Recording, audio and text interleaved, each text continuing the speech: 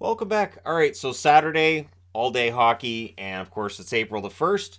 I think it's great that the NHL has announced the Atlanta Thrashers are coming back next year as an expansion team, that they've waived the expansion fee. I think that's great. I look forward to that. Of course, the expansion lists, we should know who's going to be going where. Um, and so, Seattle exempted, Vegas isn't. We'll see what happens with those protected lists. So for April the 1st, it is 10 a.m. Pacific, 1 o'clock in the afternoon Eastern, when we'll see the St. Louis Blues and the Nashville Predators play their fourth and final game against one another this year. Now, for Nashville, this game means something, but St. Louis is playing like the games mean something to them as well. Pride. So October 27th, Nashville won this matchup 6-2. December 12th, that's a 1-0 overtime win for St. Louis, and January 19th, it's a 5-2 win for St. Louis. The Blues 35, 34, and 6 overall. Their last 10 games are 6, 3, and 1. Away from home, they're 19, 18, and 1. So they're pretty much the same at home as they are on the road. Save percentages of their goaltenders: Binnington, 891. Grice, 900, of course. Hofer being demoted to the AHL. On the Nashville side, they're 37, 29, and 8 overall. Their last 10 games, they're 4, 5, and 1. At home, they're 18, 14, and 4. Saros and Lankinen both have 917 save percentages. They've both been very good. Then at noon Eastern, or noon Pacific, 3 Eastern, Boston and Pittsburgh renew their rivalry. Close games so far this year, but Boston's won both. 6-5 in overtime on November 1st and 2-1 on January 2nd, that being, of course, the Winter Classic. For Boston, they are 58, 12, and 5 on the season. Their last 10 games, they're 8 and 2. Away from home, they're 27, 8 and 2. Olmark, 938 save percentage, which is ridiculous. Swayman has a very solid save percentage as well at 921, which is better than basically everybody else on the board, other than Sorokin's the only one that's higher. Levi, I guess, as well, but a bit of a small sample size with Levi. But yeah, Swayman's been pretty good for a backup. On the Pittsburgh side, they're 37, 28, and 10. Their last 10 games are 4 and 6. At home, they're 21, 11, and 5. Jari with a 910 save percentage, DeSmith with a 904 save percentage. Then we get into the evening games. 7 o'clock Eastern, 4 o'clock Pacific. We have 1, 2, 3, 4, 5 games starting then, starting with Buffalo and Philadelphia. So January 9th, it was a 4-0 win for Philadelphia. March the 17th, it was a 5-2 win for Philadelphia. Buffalo looking to get a win here because they're still in the hunt. They're 36, 31, and 7, those Sabres. Last 10 games, they're 4, 3, and 3. Away from home, they're 21, 11, and 3. Craig Anderson, I would assume, would be the starter in this one. He has a 908 save percentage, the best of all of the goaltenders other than Levi, who coming out of his first game has a ridiculous 939 save percentage. Philadelphia 29, 32, and 13 overall. Their last 10 games are 5, 3, and 2, so they're not going quietly into that good night. At home, they're 17, 16, and 5. Carter Hart, 909 save percentage. Sandstrom, 887. He's been better lately, and so we'll see who they go with. I wouldn't be surprised if it's Sandstrom, to be honest. I think they want to know what they have there. 7 Eastern, 4 Pacific, Carolina and Montreal. Carolina's won the first 2 meetings. They're looking to sweep this series. February 16th, it was a 6-2 win. March the 7th, it was a 4-3 shootout win. Carolina 47, 18, and 9. I profiled them today, so don't worry. That'll get them out of their slump. They're 4, 5, and 1 in their last 10. Away from home, they're 22, 8, and 6. Anderson, 903 save percentage. Kochetkov, a 909 save percentage for them. On the Montreal side, they're 30, 40, and 6. Their last 10 games, they're 4 and 6. At home, they're 16, 18, and 3. Montembeault, a 904 save percentage. Allen has an 891 save percentage. 7 Eastern, 4 Pacific start between Florida and Columbus. They've split the first 2 meetings. November 20th, it was a 5-3 win for Columbus. December 13th, a 4-0 win for Florida. Florida's 38, 31, and 7 overall. Their last 10 games, they're 5, 4, and 1. Away from home, they're 17, 19, and 3. Bobrovsky, a 901 save percentage. Lyon, an 892 save percentage, but he's been better lately as well. Columbus, 23, 43, and 8 overall. Their last 10 games are 3, 6, and 1. At home, they're 14, 20, and 2. Hutchinson, an 879 save percentage, and as rough as that is, Merzlikins, who's been hurt, 876 save percentage for Merzlikins on the season. So goaltending might have cost them some games along the way this season. 7 Eastern, 4 Pacific start between the Islanders and the Tampa Bay Lightning. This is the second of 3 meetings. On October 22nd, it was a 5-3 win for Tampa. The third and final meeting will be on April the 6th. The Islanders 39, 28, and 9 overall. Their last 10 games are 6, 3, and 1. Away from home, they're 22, 13, and 3. Sorokin, a 924 save percentage. Varlamov, a 913 save percentage on the Tampa Bay side. 44, 26, and 6 is their record. Last 10 games, they're 5-5 at home. They're 26, 7, and 5. Vasilevsky at 916 save percentage. Elliott has an 891 save percentage. So big difference between the starter and the backup in Tampa.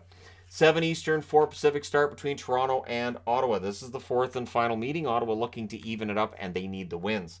Toronto won the first one 3-2 October 15th. January 27th, it was a 6-2 win for Ottawa.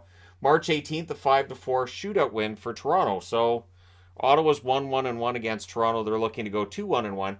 For Toronto, they're 44, 20, and 10. Their last 10 games, they're 5-3-2. Away from home, they're 19, 13, and 4. Samsonov, a 913 save percentage. Matt Murray has a 905 save percentage. On the Ottawa side, they're 37, 33, and 5. And like I said, they need these wins. They're 4-5-1 in their last 10. At home, they're 22, 13, and 3. Talbot, 902 save percentage. Sogard has an 894 save percentage. So they need those numbers to come up too. 8 Eastern, 5 Pacific, the New Jersey Devils and the Chicago Blackhawks. I thought about putting a trap magnet on here, but not really. New Jersey has to be kind of angry and willing to do whatever they need to in order to maybe end up winning the division, right? So they won 3-0 against Chicago at home on December 6th. Now they're trying to do the same in Chicago. They're 47, 20, and 8 overall. Their last 10 games are 4-4-2. Away from home, they're 26, 7, and 4. Vanacek, 910 save percentage. Blackwood, a 900 save percentage. On the Chicago side, they're 24, 45, and 6. Their last 10 games are 2-8. At home, they're 14, 21, and 3. Stalock, 913 save percentage. Mrazek, an 895 save percentage. So a bit of a difference between the two there. Stalock's had a very good year. 9 Eastern, 6 Pacific, Dallas and Colorado. This may end up being the game of the night, really. November 21st, Colorado wins in a shootout 3-2. November 26th, Colorado wins 4-1, but the most recent game was March the 4th, a 7-3 win for Dallas. So what I keep saying is Colorado has a hard time with Dallas. I don't know. We'll see how it goes tomorrow. Dallas is 41, 20, and 14 coming off of a win tonight against the Coyotes. They're 6-3-1 in their last 10. Away from home, they're 23, 10, and 5. Excellent on the road. Ottinger, 918 save percentage. Wedgwood was sent to the minors on a conditioning stint. He's got a 913 save percentage.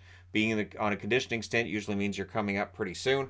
On the Colorado side, they're 44, 24, and 6 overall. Their last 10 games, they're 8-2.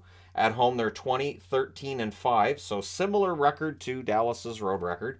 Georgiev, 918 save percentage, the same as Ottinger. And Johansson, 932 save percentage in net. Again, small sample size, but not bad. 10 Eastern, 7 Pacific. We got 4 games starting then. So it's busy at the start. It's busy at the end. Fine with me. No 7:30 starts. That's also fine with me. Anaheim and Edmonton have split the first 2 meetings. This is the third of 4. So Anaheim won the first meeting 4-3 on December 17th. On January 11th, Edmonton won 6-2. The fourth and final meeting will be on April the 5th. For Anaheim, they're 23, 42, and 10. Their last 10 games are 2-7-1. Away from home, they're 11, 20, and 7. Gibson, a 900 save percentage. Dostal, a 901 save percentage. It's a very good tandem. On the Edmonton side, they're 44, 23, and 9. Their last 10 games are 8-1-1. At home, they are 21, 12, and 6. That's excellent considering their home record was a problem not that long ago. Skinner, a 911 save percentage. Campbell, 882 save percentage. Huge difference between the two goalies in net. 10 Eastern, 7 Pacific start between Seattle and LA. Seattle at home, and they've won all 3 meetings with LA so far this year. First, on October 13th, it was a 4-1 win. November 19th, it was an overtime 3-2. And most famously, and most recently, November 29th, it was a 9-8 overtime win for Seattle. I don't expect that one again. LA 43, 22, and 10 overall. Their last 10 games are 6-2-2. Away from home, they're 18, 13, and 6. Copley has an 899 save percentage. Korpisalo in LA, 934 save percentage. That's pretty good. Seattle 41, 25, and 8 overall. Their last 10 games, they're 4-4-2. At home, they're 17, 15, and 4. Jones has an 888 save percentage. Grubauer has an 889. They do want those numbers to come up. But Jones has a very good win-loss record, so we'll see who they go with. But I would imagine Korpisalo for LA as they try to salvage some points this week after rough starts against Calgary and Edmonton, which had nothing to do with Korpisalo at all. He played well. 10 o'clock Eastern, 7 Pacific start between Minnesota and Vegas. Vegas won the first meeting on February 9th by a score of 5-1. The third and final meeting between these teams will be a couple of days, so on Monday, April the 3rd. So for Minnesota, they're 44-22-9 on the season. Their last 10 games are a ridiculous 7-1-2. Considering they haven't had Kaprizov, that's still pretty ridiculous. Away from home, they're 20-11-6. Fleury now has a save percentage at 909. Gustafsson 933. On the Vegas side, they're 46-22-7 overall. Last 10 games are 7-2-1. They're coming off that frustrating loss against San Jose. Might be a rough night for Minnesota. At home, they're 22-15-1, so they've helped their home record over the last couple of months. Brossoit, a 912 save percentage, quick 896. Now with Vegas, so his save percentage is below 900. I don't know how much that's on him, but it's below 900. And then last but not least, or maybe least, 10 o'clock Eastern, 7 Pacific, you've got San Jose and Arizona. And I mean least because there's nothing really on the line in this one other than Sharks fans losing their minds that now the Sharks have started winning games and pulling themselves further ahead of other teams, and maybe they'll do it again. So they've won both games with Phoenix / Arizona / Tempe, whatever you want to call them. San Jose won 3-2 on December 13th. January 10th, it was a 4-2 win for the Sharks. The Sharks 21-39-15 overall. I didn't know that Phoenix and Tempe hated each other. I learn new stuff through this channel all the time. Last 10 games for San Jose, they're 2-5-3. I picture like a wall between the two cities and them, like old Springfield and new Springfield, that kind of thing. But away from home, San Jose's 13-19-5. They're better on the road than at home. Reimer, an 895 save percentage, which isn't great, but Kakkonen, 878 save percentage. So rough months for both of them. And in March, they'll be happy that the calendar's turning to April. On the Arizona side, they're 27-36-13 overall. Their last 10 games are 4-4-2. Coming off of a dominant loss against Dallas, where Dallas just shut down all their offense. At home, they're 20-13-4. Vejmelka, a 902 save percentage. Ingram has a 907 save percentage. I would imagine he gets the start against San Jose. I'd be very surprised if Arizona doesn't win that one.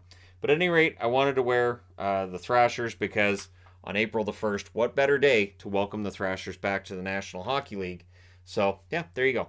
Let me know your thoughts and your picks in the comment section below, as always. Don't forget to hit like and subscribe if you're browsing your way through. You just happened upon this video. And hey, thank you guys so much for watching, for all your support. I will talk to you again soon.